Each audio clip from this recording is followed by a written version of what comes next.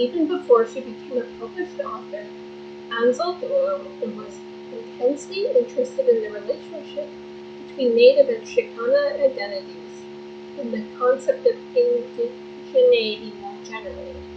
This email dialogue, written in 2002 at the request of her good friends Inez Fernandez Avila, represents one of Anzaldua's most extensive discussion of these issues, focusing especially on the importance of indigenous knowledge to her work. I was reluctant to include this piece. It is not as polished or as carefully revised as most of Anzaldua's published work, due to her poor health and pressing publication deadlines. However, in addition to providing a sustained discussion of indigenous issues, Anzaldua offers one of the most detailed discussions of her theory of new tribalism, as well as additional insights into her theories of El Cenote and Nippon Clara.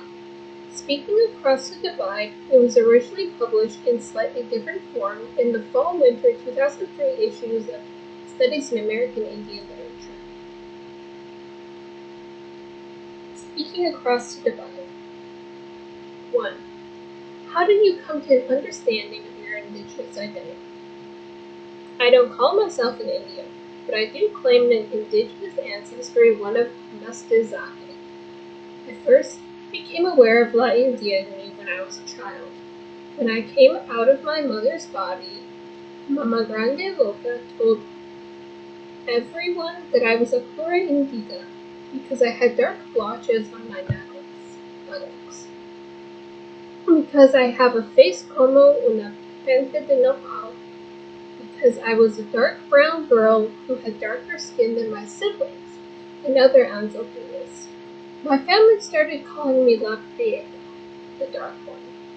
People said I had the demeanor, whatever that is, of Los Indios, and I used to lie down on bare earth to soak up the sun, or crouch over the holes of snakes waiting for them to slither out. I would watch Las Urracas Prietas fluff their feathers and caw.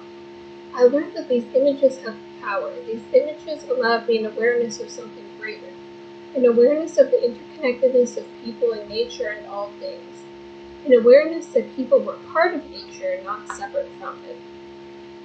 I knew then that Indian in me ran deep. Later, I recognized myself in the faces of the braceros that worked for my father. Those braceros were mostly Indios from central Mexico who came to work in the fields of South Texas. I recognized the Indian aspects of Mexicanos by the stories my grandmother told and the foods we ate. Still later, I realized that making art is my way of connecting to the tribe, my indigenous roots. When creative work feeds my soul, it gives me spiritual satisfaction. 2. What does it mean to you to have Indian ancestry? To have Indian ancestry means that mi cuerpo, my body, soul, and space have roots in this continent, and that a foreign de mi vida has indigenous roots. I think that about 75% of DNA is an amorphous record of all past lives and past lives of ancestors. If this is true, La Indian me will never be lost to me. To have an Indian ancestry means to fear that La Indian me that has been killed for centuries continues to be killed. It means to suffer psychic fragmentation. It means to mourn the losses of land, loss of language, loss of heritage, loss of truth that all indigenous people in this country, in Mexico, and the entire planet suffer on a daily basis.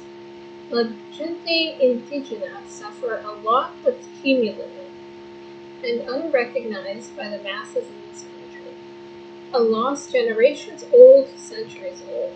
To have Indian ancestry means to bear a relentless grief. To have indigenous ancestry also means to bear the promise of psychic integration.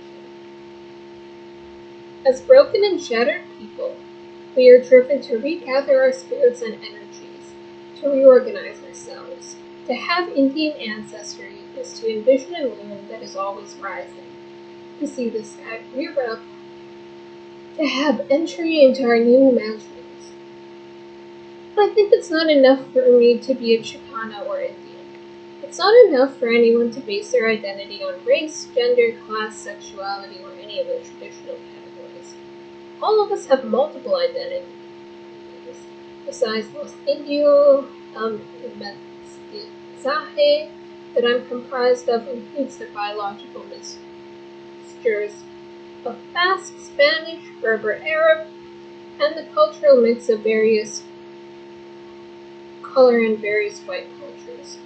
I call this expanded identity the new tribalism. In 1991, I appropriated and recycled the term new tribalism from David Reef, who used it to criticize me for being a professional Aztec, and for what he sees as my naive and nostalgic return to indigenous roots. He takes me to task for my romantic vision in Borderlands, La Frontera, and claims that Americans should think a little less about race and a little more about class. I use the term new tribalism to formulate a more inclusive identity, one that's based on many features and not solely on race. In order to maintain its privileges, the dominant culture has imposed identities through racial and ethnic classification. The new tribalism disrupts this imposition by challenging these categories. The new tribalism is a social identity that can motivate subordinate communities to work together in coalition. 3. Why do you think there is such resistance from some individuals to see Mexicanos as Chicanos or as Indians? What kind of resistance do you see? In other words, when someone resists seeing Mexicanos as Indians, what are they resisting? There is definitely resistance from both sides. Some raza, Mexicans, hate the Mexican and therefore the Indian in themselves. They only acknowledge their Spanish blood, muchos tienen an unconscious vergüenza for being Mexican, for being part Indian. This self-hatred is projected onto Native women when Chicanos treat them disrespectfully. When Chicanos and other mujeres de color treat Native women and their issue as less important, we demote them to pawns for our movimientos. We make las Indias the other. Nostras get divided into nos, vostras, into us-them divisions. The us-them dichotomy locks us into who is more oppressed dynamics. Internalized racism and internalized shame get played out.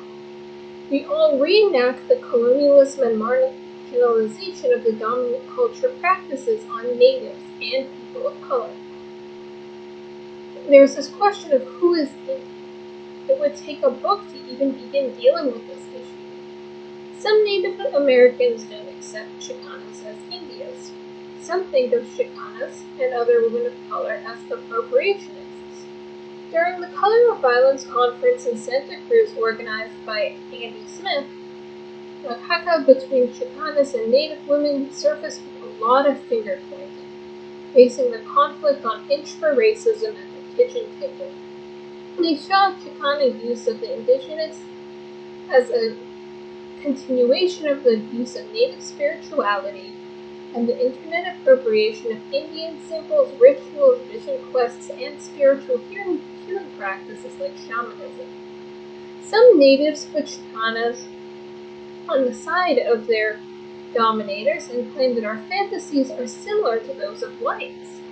Similar conflicts between Chicanas and Native women surfaced in the conference against violence on women of color in Chicago.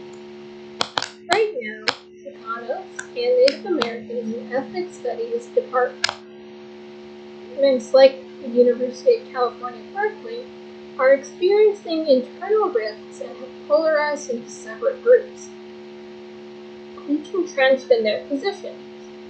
People on both sides are angry and bitter, and both are passionate about their culture. Emotions run deep, but also close to the surface, often gush up in anger and frustration. We open old heridas, wounds of genocidal colonization and marginalization that have never formed scabs, because they've continued to bleed for centuries.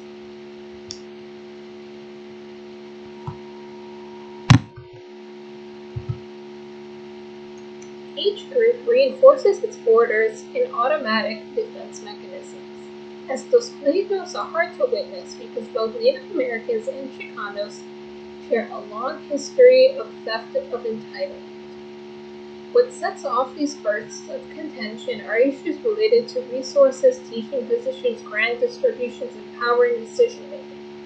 On many campuses, the battle between different ethnic groups are reaching critical mass. 4. What's behind the fighting? Why do you think the rift is happening? The underlying cause is systemic racism and internalized racism. The infighting manifests itself as verbal and emotional violence. What's particular about this violence is that it doubles back on itself.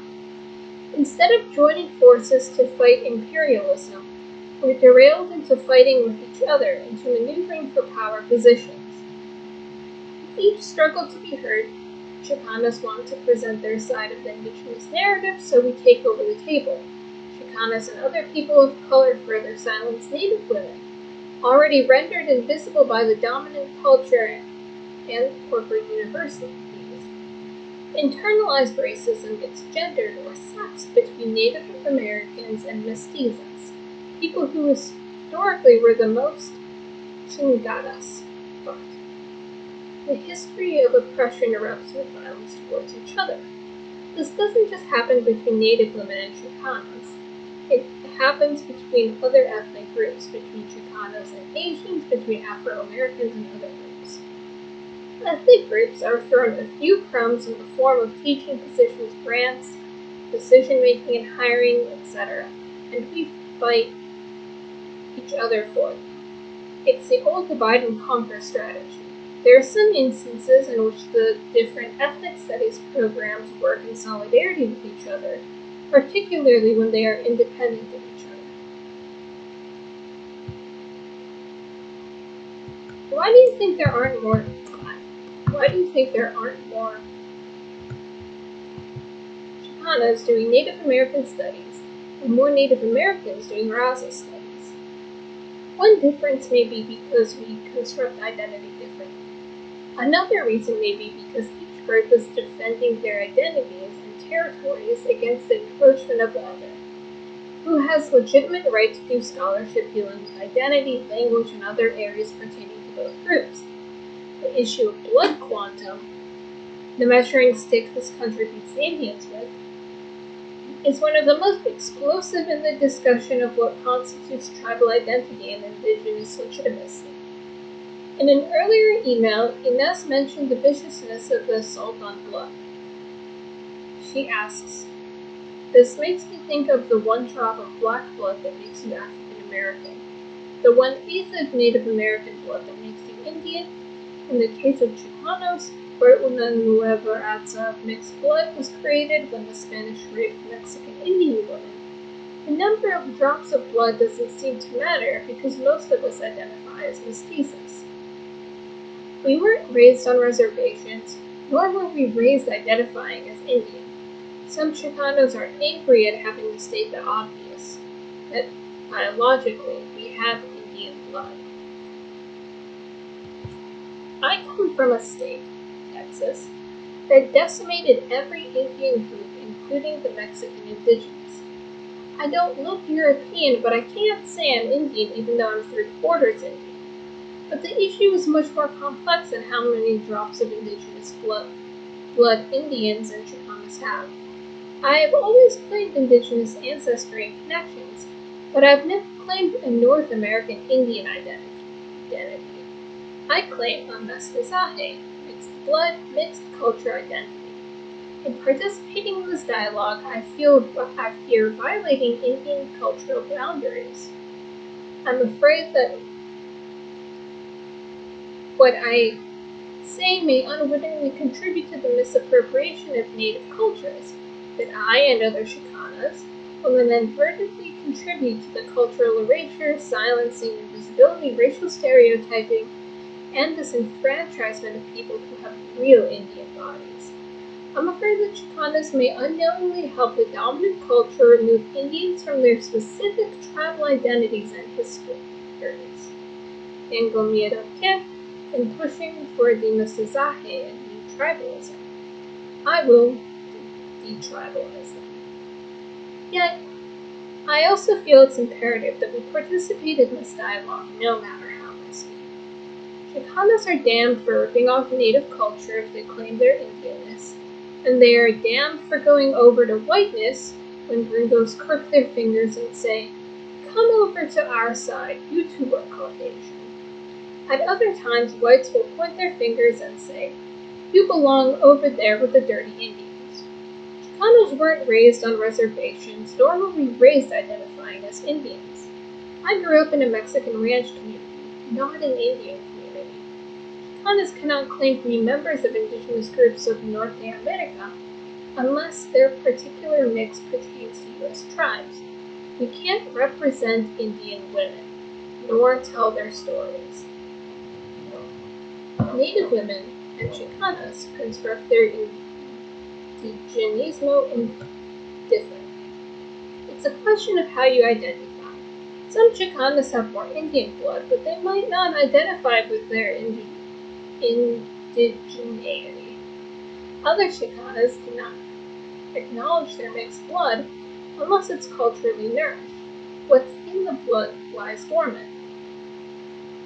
People who biologically may have less Indian blood than Chicanas, like Louise O. Erdrich or Paula Gunn Allen, are able to claim their Indianness. They both acknowledge their mixed blood status as well. Deborah Miranda, Aslan Chumash, non-federally recognized tribes, claims that if mixed blood Indians identify as mestizos and not as Indians, their indigeneity would vanish completely from footing heresy. This is tantamount to suicide and genocide. Until the indigenousness in Indians and Chicanos are ensured survival, establishing new tribalism and mestization remains merely a vision, but dream we must. The mestizaje and the new tribalism I envision adds to, but does not dispossess Indians or others from their own history, culture, or home ethnic identities. And the question is, how much is nature, how much is nurture, how much culture? Maybe identity depends more on which community you identify with, how you are reared, and less on the drops of blood in your veins. But roots are important. Who was here on this continent first doesn't matter. The Indian in all of us is indigenous to this continent and has been here for thousands of years. The white, black, Spanish, and Asian aspects of our heritage are diasporic and came later. Yet we're all mestizos. Mestizaje and Chicano identity and mestizaje and indigenous identity are two branches of the same tree. Mestizaje is the chief metaphor in the construction of both raza and indigenous identities. I fault raza for ignoring the underlying Indian aspect of the mestizo identity, for not embracing the Indian in our mestizaje in ways that we don't misuse the appropriation of lo Indian.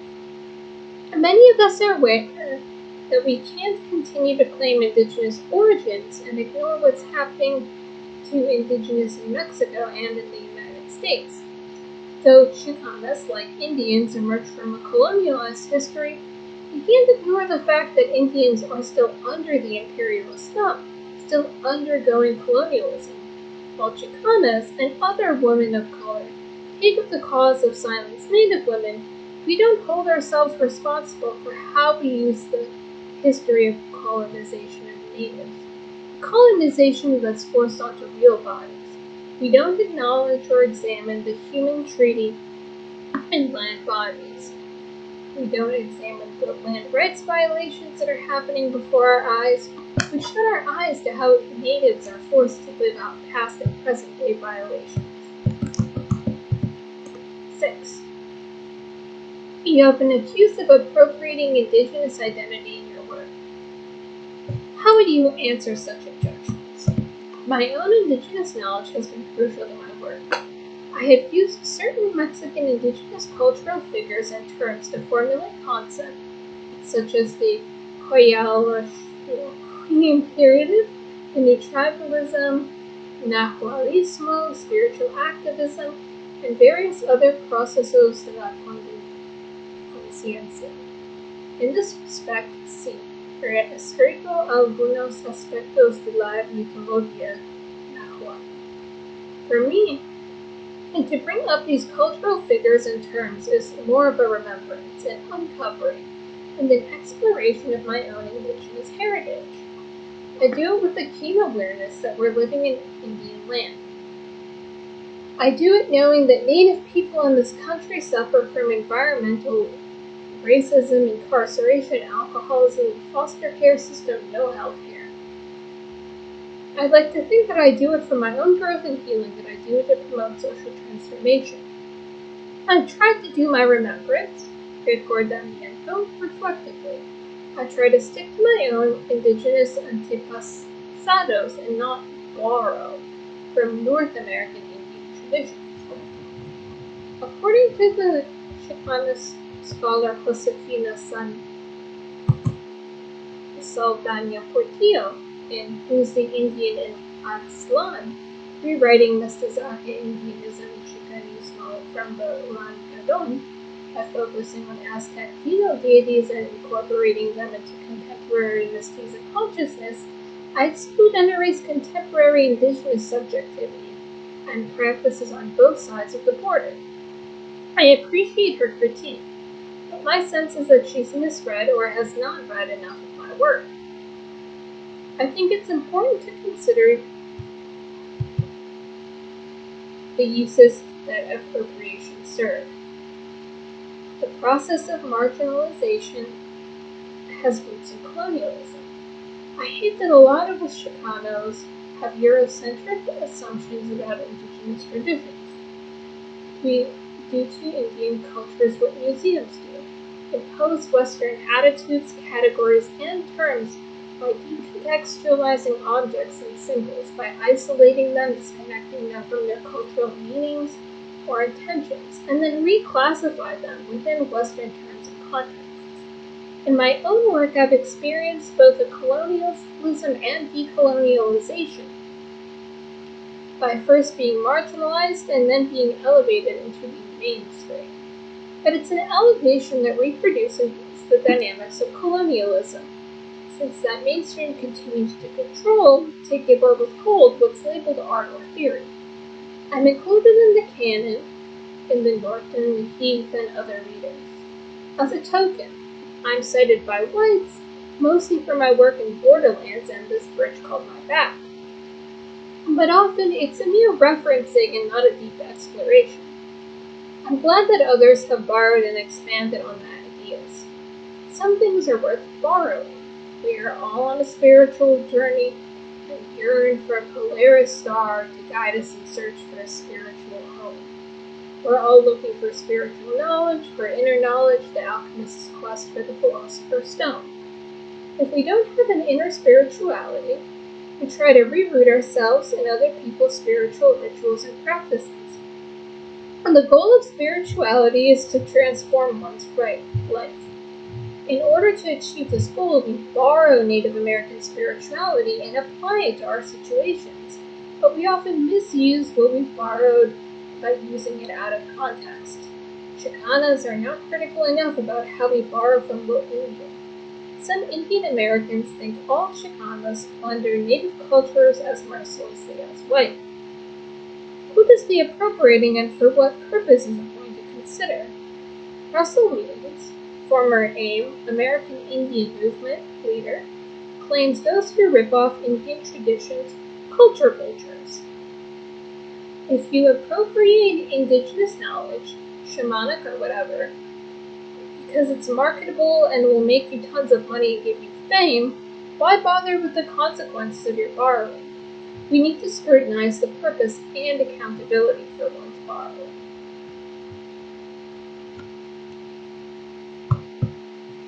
Do you see any differences between Chicanas and Chicanos, recovering and claiming an Indian identity, and detribalized urban mixed bloods who do the same? Yes, I do see a difference, but detribalized urban mixed bloods, according to whom? Indians? Whites? There are strong pan-Indian intertribal urban communities throughout the country. These communities come together to help each other, to remember, to honor, to reconnect. In the case of Chicanos, being a Mexican is not a tribe. So in a sense, Chicanos and Mexicans are detribalized. We don't have tribal affiliations, but neither do we have to carry ID cards establishing tribal affiliation. Indians suffer from a much more intense colonization, one that is even more insidious because it is covered up. And white and colored Americans remain ignorant of it. Natives are really invisible. They're not even put on the map unless the US government wants to rip them off. And mixed bloods are even more invisible. Chicanos, people of color, and whites choose to ignore the struggles of Native people, even when it's our past faces. I hate that all of us who harbor este desconocimiento, it's a willful ignorance.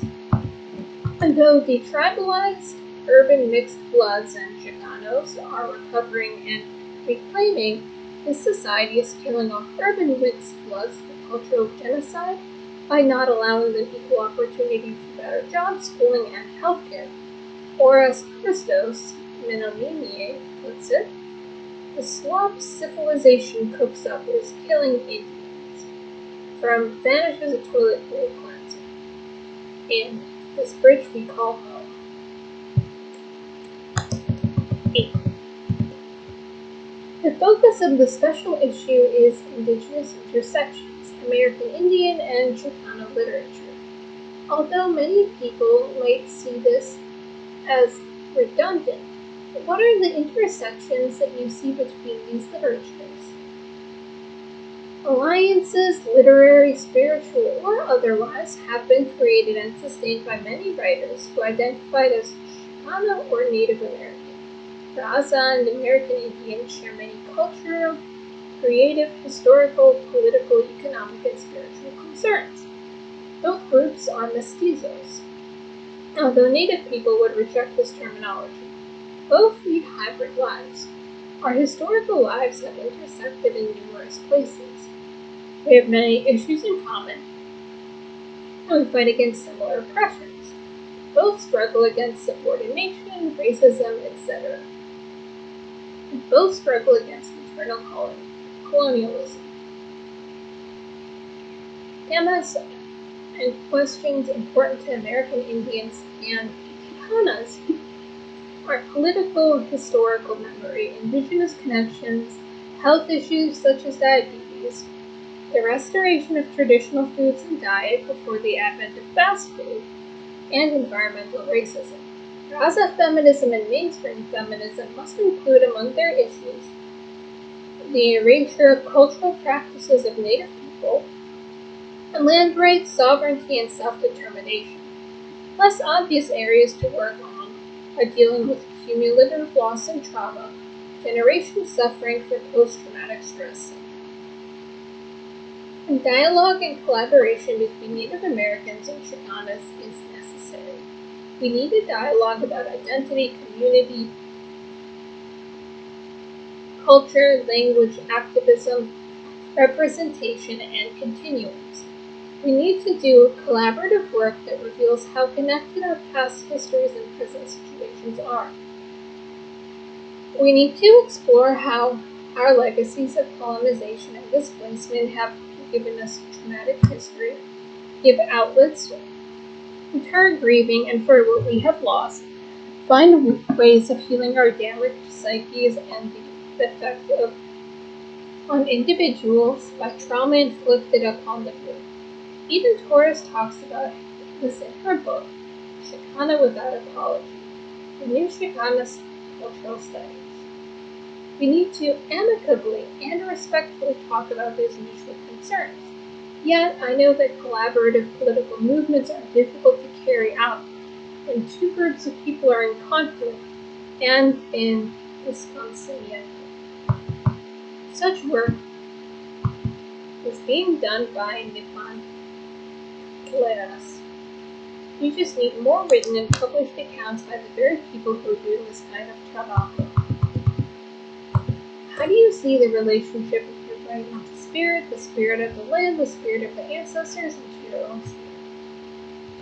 When I stand before the abyss and I'm unable to, when my inspiration has deserted me and I hit a wall, feel wiped out, gutted, well, El Cenote, the source of my guiding voices, seem to have dried up. When I want the sea to part, the rain to fall, but nothing moves. When all of these happen, pierdo las ganas. I lose the will, desire, hunger, drive, depression results. Depression is a loss of spirit. I get depressed when my creative efforts don't generate enough force and energy to make a difference in my life and the lives of others. I have to surrender to the forces, the spirit, and let go. I have to let El Seno, the subterranean psychic noise, or reserves containing our depth, consciousness, and ancestral knowledges, to well up in the poem, story, painting, or dance, etc.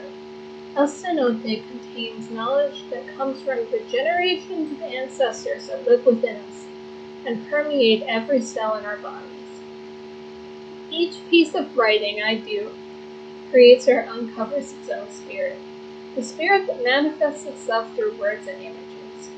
Imagination takes fragments, slices of life, and experiences that seem unrelated, and seeks their hidden connection and merges them into a whole. I have to trust this process. I have to serve the forces and spirits interacting through me that govern the work. I have to allow the spirits to surface. In the space between body and psyche, where images and story making takes place, where spirits surface. When I sit and images come to me, I am in my body, but I'm also in another place. The space between words, Nepal. Images connect the various worlds I inhabit, or that they inhabit me. Nature is my source of sustenance and support. It offers images. I usually start each piece with a visual or other sensory image. Invisible energies whisper to me. Visions from the subtle realms within me and from nature appear. I follow where the whispering and images lead. I take their energies and transmit them to the leader. As exchange of energy is what the process of creation is all about. Art is an exchange of energy and conocimientos, knowledge and insights. Writing, language, and images give me a deeper connection to the source of life, enable me to connect to certain energies. Every essay, fiction, poem I write is grounded in the land, environment, the body, and therefore in the past and ancestors. Every piece enacts recovery. 10. How do you see the work you're doing as healing work? As a work of recovery and recuperation? The path of the artist, the creative impulse, is basically an attempt to heal the wounds. It's a search for inner completeness. Suffering is one of the motivating forces of the creative impulse. Adversity calls forth your best energies and most creative solutions.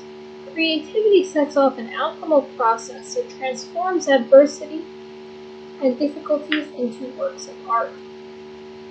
All of life's adventures go into the cauldron, La Jolla, where all fragments, inconsistencies, contradictions are stirred and cooked into new integration. They undergo transformation. For me, as the La Jolla is the body, I have to inhabit the body, discover its sensitivity and intelligence. When all your antennae quiver and your body becomes a lightning rod, a radio receiver, a seismograph, detecting and recording ground movement. When your body responds, every part of your body moves in synchronicity. All responses to the world take place within our bodies. Our bodies are tuning forks receiving impressions, which in turn activate other responses. An artist has to stay focused on the point of intersection, the kanva, between inner and outer worlds throughout her senses. Listening to an inner order, the voice of real intuition, allows it to come through the artist's body and into the body of their work. And the work will pass on this energy to the reader or viewer and feed her or his soul. The artist transmits and transforms inner energy and forces. Energies and forces that may come from another realm, another order of intelligence. These forces use love artists to transmit their intelligence, transmit ideas, values, and awaken higher states of consciousness.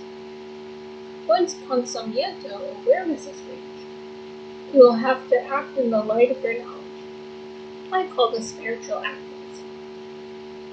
All of my work, including fiction and poetry, are healing trabajos. If you look at my central themes, metaphors, and symbols, such as Nipantla, and period, the state, the serpent, Burdo, Nos Ostras, the path of Pensamiento, you will see that they all deal with the process of healing. You'll find all of these themes, and now let us shift the path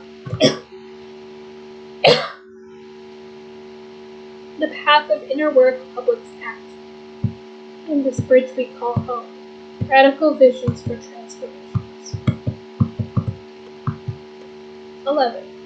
How do you see your work in relationship to autonomy and creativity? How does this relationship interweave with indigenous notion of individual visioning on behalf of the community? I don't write in a vacuum. I have helpers, guides from both the outer realm, like my writing comrades, and invisible ones from the inner world.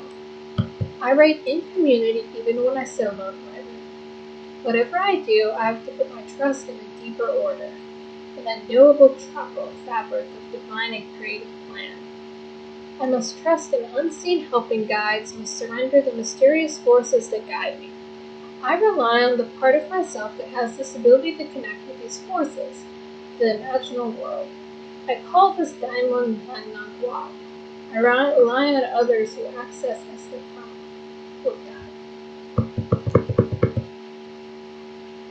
Las Nepatleras, modern-day chamanas, use visioning and the imagination on behalf of the self and communities. The Nepatleras deal with the collective shadows of their respective groups.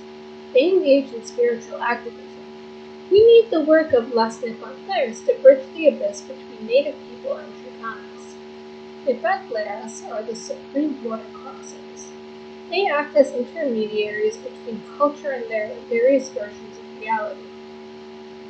Las Nepatleras, the ancient shamanas, move between the worlds. They can move from multiple locations, can circumvent polarizing binaries. They try not to get locked into one perspective or perception of things. They can see through our cultural conditioning and through our respective cultures' toxic way of life. They try to overturn the destructive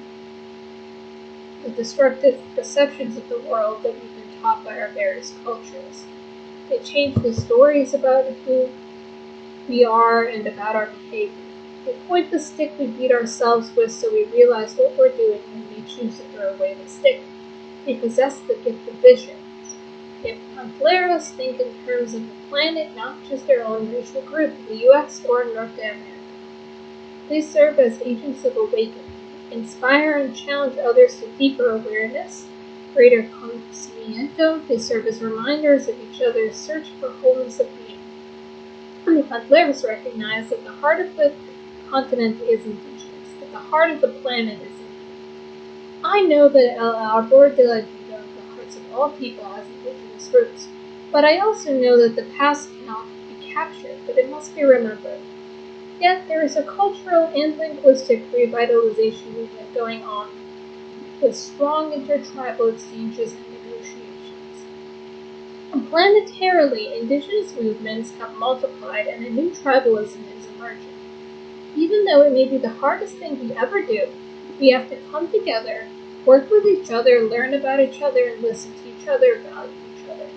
We stand before the abyss between our worlds, psyching ourselves up to the we have to use every means to transform ourselves and our society. I watch the moon, I see her rise, and I wait for the sky to roll.